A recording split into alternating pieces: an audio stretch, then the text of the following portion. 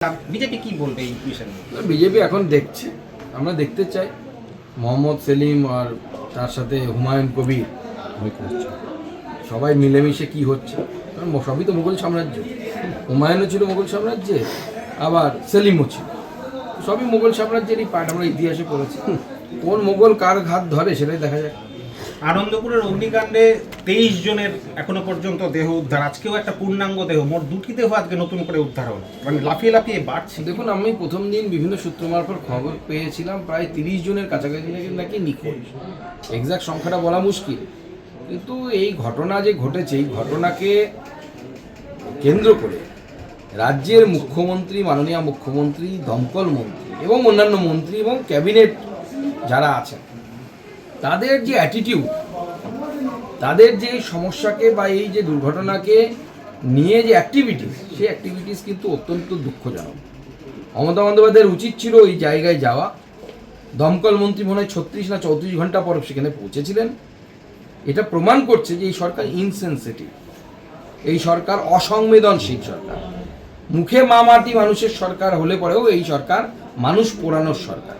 এবং এর সাথে একটা গুরুত্বপূর্ণ বিষয় আপনারা মনে রাখবেন, কেন্দ্র সরকার শ্রমিকদের সুরক্ষার জন্য শ্রমিক কোড, সেই কোড লেবার কোড চালু করেছে, 4টি লেবার কোড। সেই লেবার কোড যদি পশ্চিমবঙ্গে ঠিকমতো লাগু হতো তাহলে পরে কিন্তু এই ঘটনা ঘটতো না। আনন্দপুর নিয়ে বিরোধী দলনেতা যে মুহূর্তে আনন্দপুর যাওয়ার কথা ঘোষণা করলেন, দেখা গেল তার মিছিল আটকে দিল পুলিশ এবং তাকে হাইকোর্টে যেতে হচ্ছে, 163 ধারা জারি হচ্ছে ঘটনাস্থলে। দেখুন, যারা যাওয়ার কথা তারা তো যাননি, মমতা বন্দ্যোপাধ্যায় যাননি, দমকল মন্ত্রী টাইম মতো যাননি। এবার বিজেপি বিরোধী দল হিসেবে তার কর্তব্য, আমরাও অনেক পরে যাওয়ার ব্যাপারে ভেবেছি, কারণ আমরা চেয়েছি প্রথমে আগে উদ্ধার কার্য ঠিক মতো হোক। এখন আমাদেরকে বাধা দেওয়া হবে, এটাই তৃণমূল কংগ্রেসের পদ্ধতি হয়েছে। তৃণমূল কংগ্রেস সরকার এই পদ্ধতিতেই কাজ করছে, বিজেপিকে কোথাও যেতে দেবে না। শওকত মোল্লা একটা হুঁশিয়ারি দিচ্ছেন, বলছে আইএসএফ কে যদি ভোট দেওয়া হয় তাহলে মমতা ব্যানার্জির দেওয়া ঘর মিলবে না। দেখুন, এরা মমতা বন্দ্যোপাধ্যায়ের ঘরটাকে মনে করে যে হচ্ছে মমতা বন্দ্যোপাধ্যায় মনে হয় তার যে জমিদারি ছিল, পৈতৃক জমিদারি, সেখান থেকে বুঝি টাকাটা দেন। এই টাকা জনগণের ট্যাক্সের টাকা, আমার টাকায় ঘর দিচ্ছে মমতা বন্দ্যোপাধ্যায়, আপনাদের টাকায় ট্যাক্স দিচ্ছে। আমাদের এখানে যারা দাঁড়িয়ে আছি প্রত্যেকে আমরা মমতা বন্দ্যোপাধ্যায়ের সরকারকে ট্যাক্স দিই। মমতা বন্দ্যোপাধ্যায়ের সেই ক্ষমতা কোথা থেকে হয় যে তৃণমূল কংগ্রেসের একজন নেতা এই কথা বলছে যে মমতা বন্দ্যোপাধ্যায়কে ভোট না দিলে ঘর পাওয়া যাবে না? বিজেপির সরকার আসবে, ভোট দিন। বিজেপির সরকার আসার পর কোনো মমতা বন্দ্যোপাধ্যায়ের লোক, অমুকের লোক, এগুলো কিচ্ছু দেখা হবে না, বিজেপির লোক কিছু দেখা হবে না। যারা গরিব তারা সবাই ঘর পাবে। স্বরাষ্ট্রমন্ত্রী অমিত শাহ তিনি আসছেন, তার কর্মসূচি কি আছে, কবে আসছেন, কোথায় আসছেন? উনি 30 তারিখ সন্ধ্যেবেলা পৌঁছে যাবেন। ওনার দুটো সাংগঠনিক বৈঠক আছে, একটা বারাসতে হওয়ার কথা আছে, আর একটি শিলিগুড়ি। অবসর মঞ্চে ডিজি রাজীব কুমারের মন্তব্য, সাহস মানে গুলি চালানো নয়, মানুষ মারা নয়, বাংলার প্রাণহানি ছাড়াই সমস্যা মোকাবিলা করেছে পুলিশ, অন্য রাজ্যের তুলনায় বাংলার সামনে চ্যালেঞ্জ বেশি, মত রাজীব কুমার। এবং প্রথম কথা হচ্ছে, এই রাজীব কুমারই একদিন বলেছিলেন যে আমার পুলিশের উপর একটি গুলি চালালে আমি 3টি গুলি চালাবো। তাহলে এখন অন্য কথা বলছেন। দ্বিতীয় প্রশ্ন, আপনি কি সত্যি সমস্যার সমাধান করতে পেরেছেন? আপনার সময় তো বাংলায় একের পর এক দাঙ্গা হয়েছে, হিন্দুরা উদ্বাস্ত হয়েছে। চঞ্চল এবং হরগোবিন্দ, চন্দন এবং হরগোবিন্দ দাস, এই দুজন আপনার সময় খুন হয়েছে বাড়ির সামনে, আপনি আটকাতে পারেননি, অপদার্থ আপনি। এবং শুধু তাই নয়, আপনি বোঝাতে পেরেছেন কি আপনার মুখ্যমন্ত্রীকে যে বাংলার চ্যালেঞ্জেস অনেক বেশি? আজকে কোর্টকে কেন হস্তক্ষেপ করতে হচ্ছে, কেন থাপ্পড় মারতে হচ্ছে আপনার মুখ্যমন্ত্রীর গালে? যে জায়গা দাও, ল্যান্ড দাও ফেন্সিংয়ের জন্য, কেন বোঝাতে পারেননি যে আমাদেরকে এই সেন্সিটিভ রাজ্যে আমাদের ফেন্সিং করা দরকার এবং সেই ফেন্সিং কেন্দ্র সরকারের যে এজেন্সি আছে, বিএসএফ আছে, তাকে হেল্প করা দরকার। স্বামী লক্ষ্মীরতনের পর এবার মেহতাব হোসেন, ভারতীয় ফুটবল দলের প্রাক্তন ফুটবলার, ডাক পেলেন এসআইআর শুনানিতে।